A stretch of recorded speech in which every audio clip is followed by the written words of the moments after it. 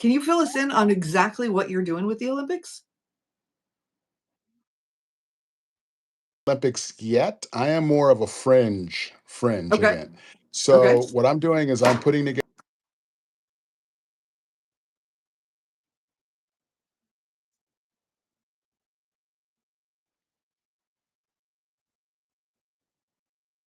Okay. Once I have enough of a population of industry folks in my community, then I can apply to be a fringe event. And then if I am selected and sanctioned, then I will be working directly with the Olympics as a fringe event. But right now, I'm just building my campaign so that I can qualify my group to apply for a fringe status for when they get here. So I'm not That is working so cool. directly with them yet, Gotcha. but I you got to start with building something that they can look at and see that this is a legitimate campaign, that and they will vet us and they will vet us thoroughly. And then once they cross the T's, dot the I's, and decide that we can be a fringe event, then we'll go through a 6 month or 12-month process in becoming a fringe event. And then once we're a fringe event, then we're official.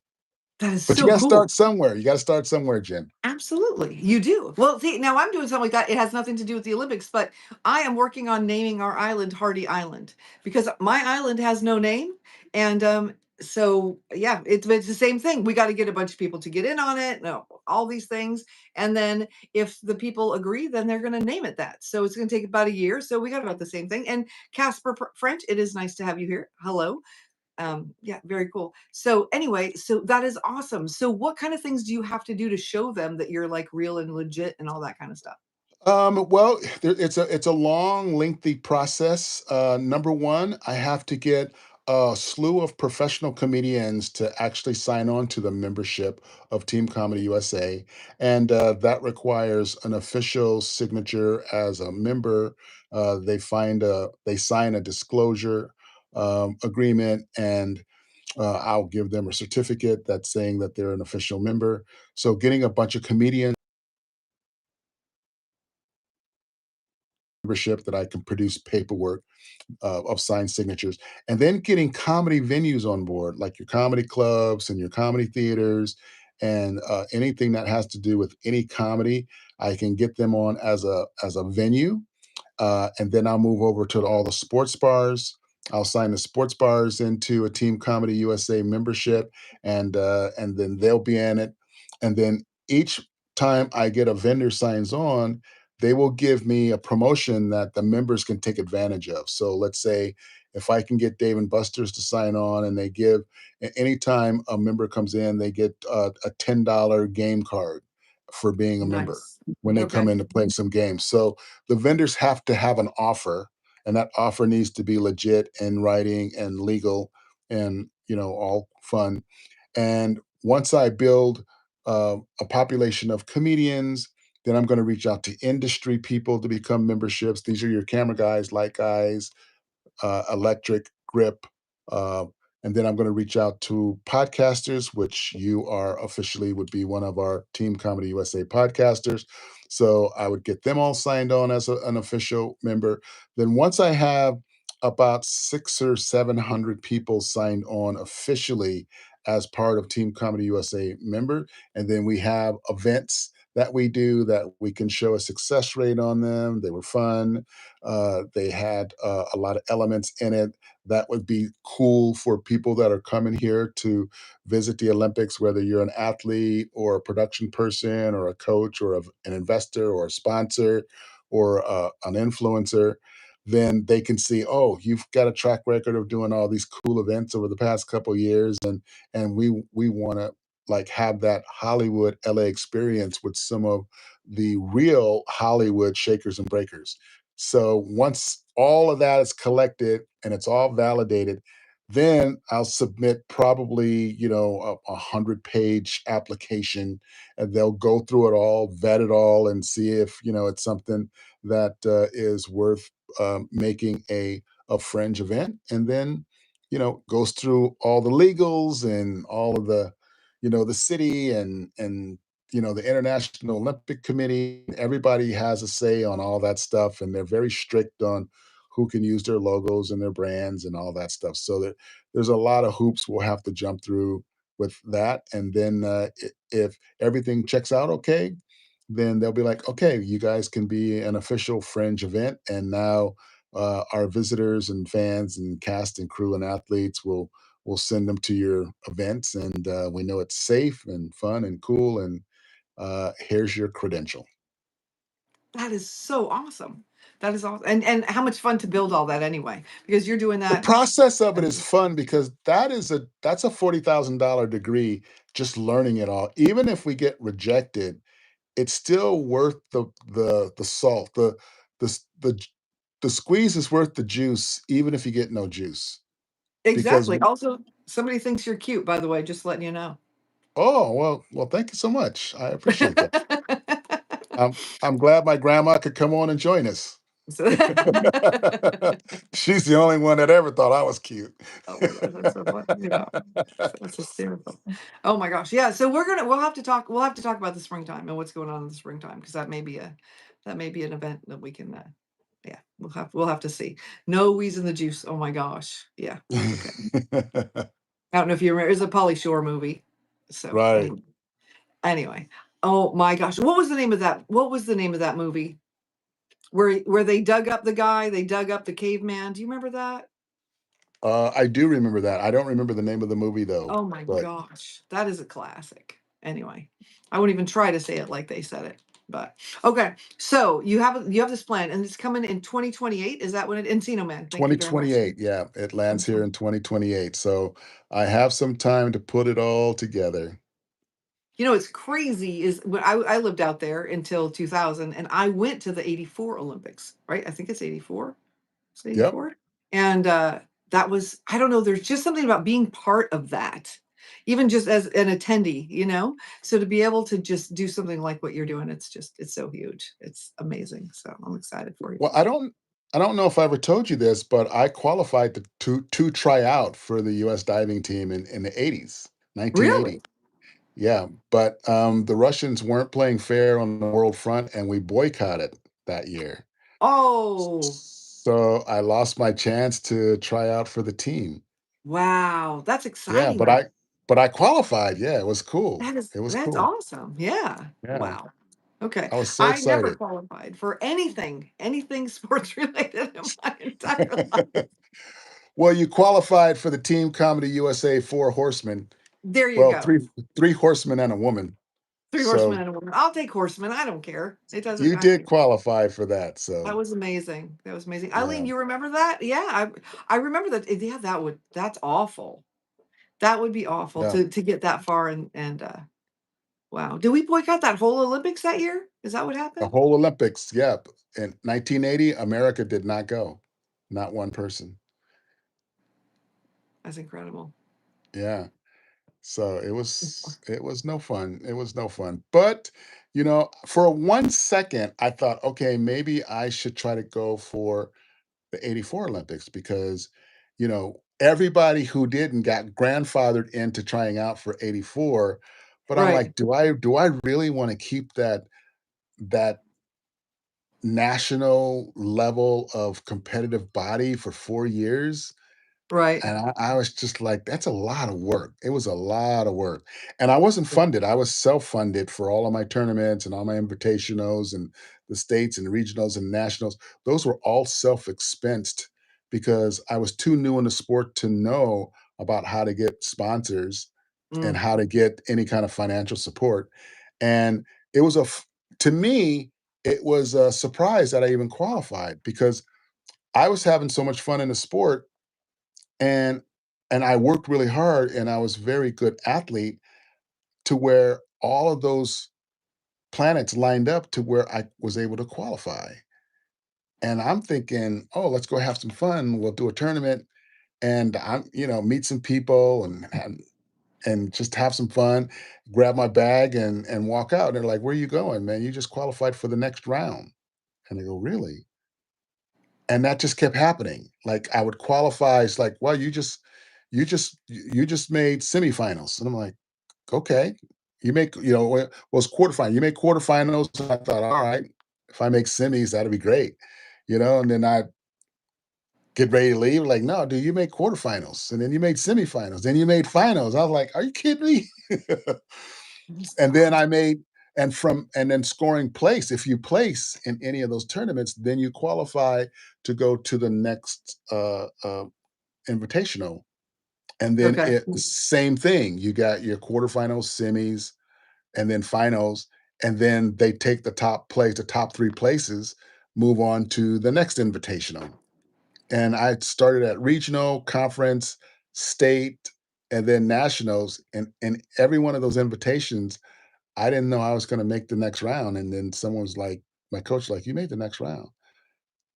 And it was just like, wow, this is so cool. That is so cool. That is, yeah. And Eileen was saying in the chat that Ted Turner did some kind of alternative games that year. Do you know anything about that? Did they do diving? I don't know. Yeah, I remember that. But by then, it just didn't have the same juice. It was kind of like a participation trophy for American athletes that didn't make, because you train so hard, you want to at least show. So there was something like that, but to me, if it wasn't the Olympics, Yeah, my heart was not in it. yeah. Which I So can see that. yeah, and in hindsight, I probably should have gone just just to see how far I could go, with my diving in that level, because then I would have been linked up with the actual team, because the team still trained together, and then Mhm. they chose the US diving team for all of the world tournaments that were happening leading up to the Olympics, because there still were a lot of world tournaments. And whoever made the Olympic team, the US diving team, is the team that actually would roll into the '84 Olympics. But Gotcha. I didn't really have the proper coaching. I didn't have the financing. I didn't, I was so new to the sport. I didn't really know, what my strategy, what my avenue would be. And so I kind of missed some of those windows, but it was okay. I had fun.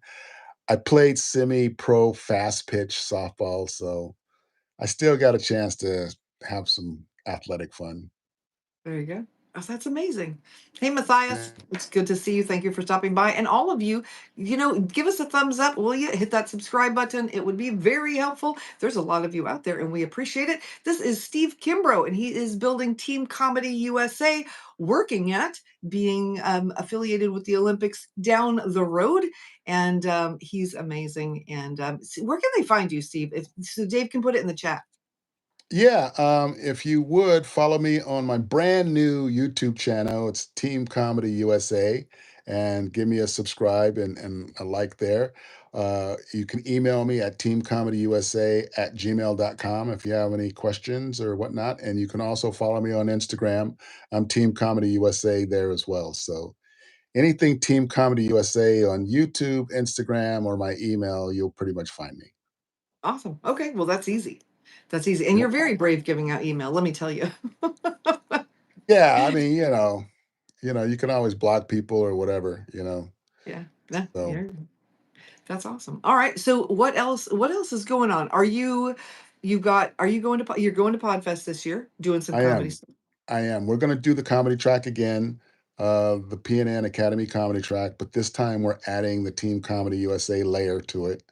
So I want to get some athletes involved with doing stand up and doing podcasting, because I want to do a lot more comedians interviewing athletes and athletes interviewing comedians as part of the Team Comedy USA podcast series. So athletes that want to interview comedians and comedians that want to interview athletes. I'm looking for those folks.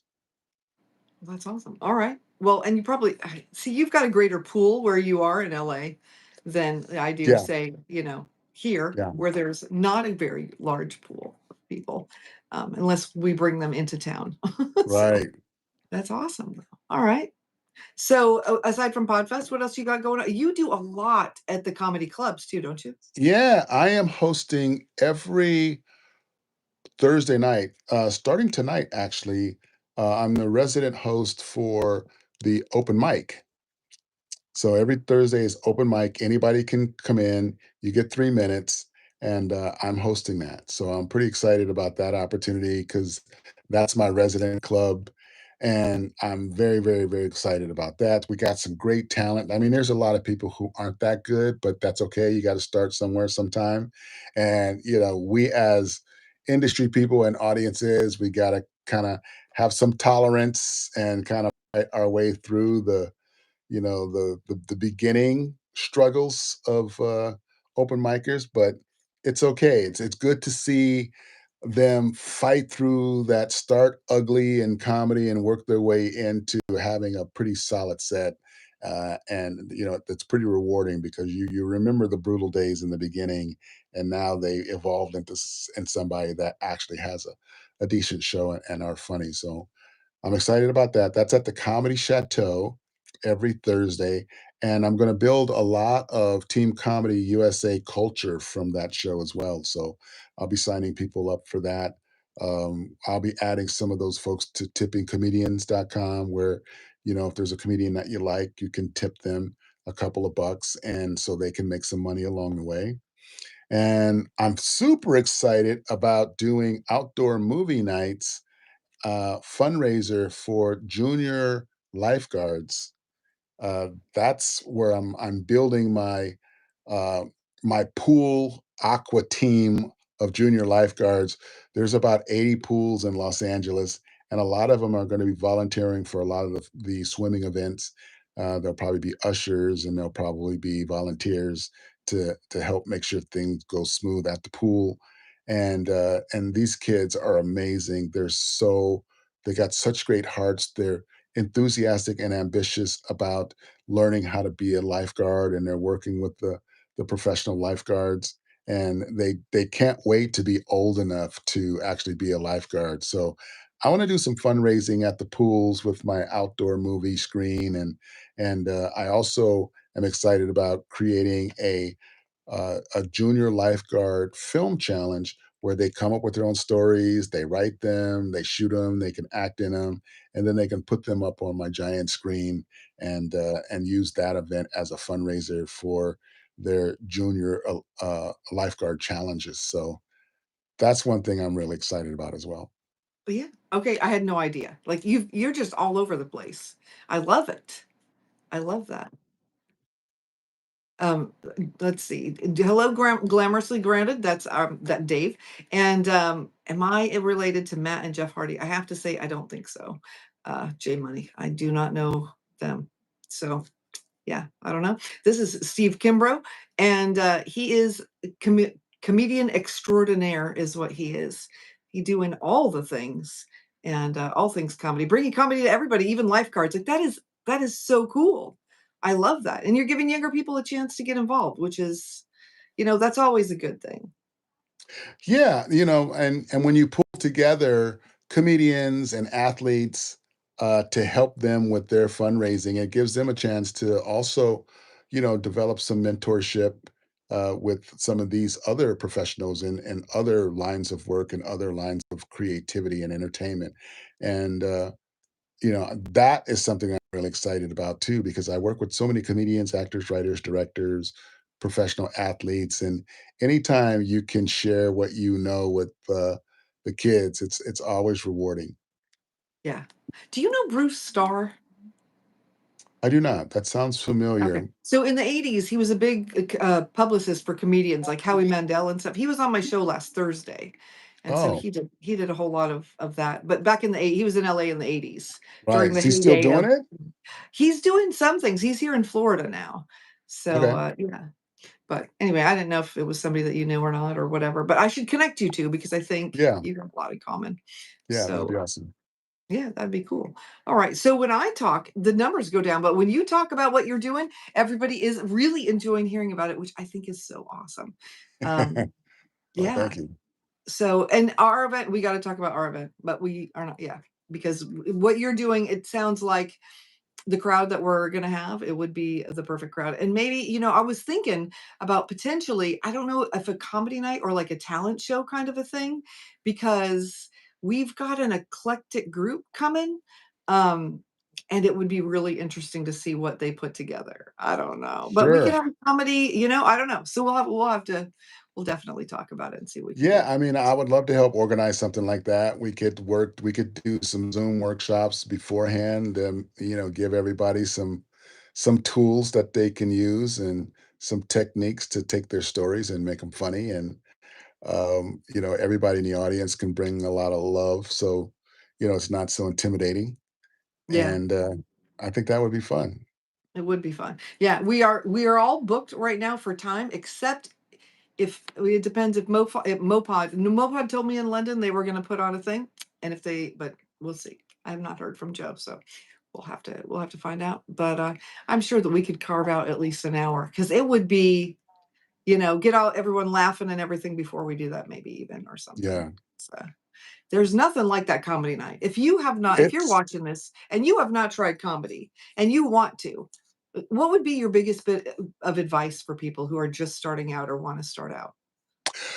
Take a comedy workshop from anybody who is experienced in the industry, um, because they will save you 5 to 10 years of trial and error, heartbreak, and experimenting. There's a lot of things that you don't know what you're signing up for until you're in it.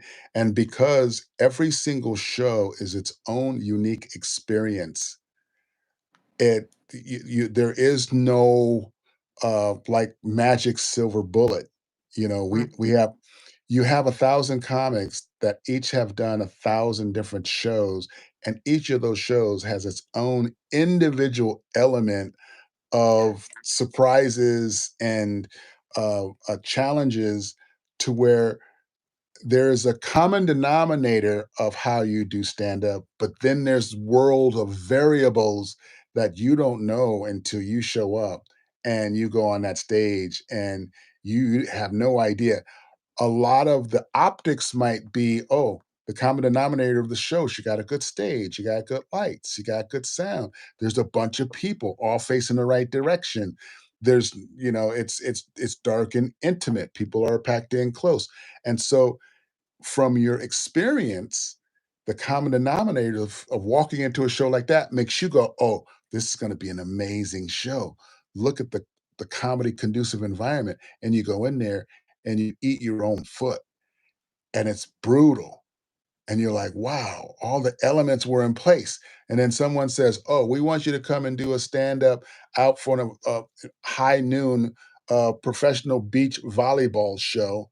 And you're like, "Let me get this straight. I'm competing with, like, hot chicks in bikinis, drunk people in the fans, high noon sun, sand. We got like, it's not intimate at all. The PA system, you got airplanes, motorcycles, you got the DJ in the corner. Like, how do you expect people to dial in doing some comedy with this environment? This is gonna suck. I'm totally gonna eat it. And you go out there and you kill it. It's like one of the best shows. Yeah, but the common denominator of what makes a comedy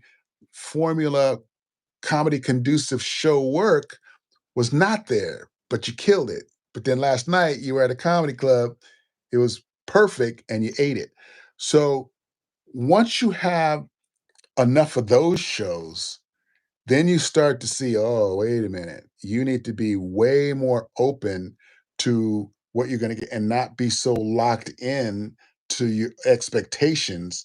So now you just have to be just super open, relaxed, observe, and try to find things in the show, in the environment you can pull into your set to combat against the environments that's working against you, but to get the people on your side, no matter what that environment is, and then go through your set and see where it lands. And you're only as good as the moment you're in. You could get a standing O the show last night. That doesn't help you for where you're standing right now. And you got 1,000 people staring at you and they're not laughing at all. And the same, That's a mic drop right there, what you just yeah. said. And the same thing, I've done shows where, I mean, I ate it so bad. I went back to the hotel room and stared at the wall for an hour, contemplating, like, what's my life about? Like, what did I sign up for? Is this even worth it? And the very next night, 3 standing ovations. I'm like, "What the hell just happened? Yeah. This is great. Same material, same dude, same." Do you feel like every audience has a personality though, right? Every audience is like one person in a way. You know what I don't know, they just have this feeling. And I feel like there's some audiences and you're like, I want to feel successful as I walk out here, but you know what I mean? Like, but you feel it. I don't know. There's this vibe. That's hard. I think to me that's the hardest thing. Yeah, and here's the thing about audience personality, and I teach this in my workshop. All of us, we're on this universe for a nanosecond, but the nanosecond we're here, our personality kind of travels with us. So my personality is the same in New York as it in Detroit. From the time I'm 12 to the time I'm 82, my personality is pretty much the same. And you kind of know what you're going to get when Kimbrough walks into the room. If you've experienced Kimbrough's personality, it's kind of, you kind of know. With audience personality, it's a one-off. You only, that audience only happens once Right. in the lifetime, in a universe. You don't get, that audience doesn't get to travel around with you and be that audience. And even if it does, the new people it picks up makes it a completely different audience.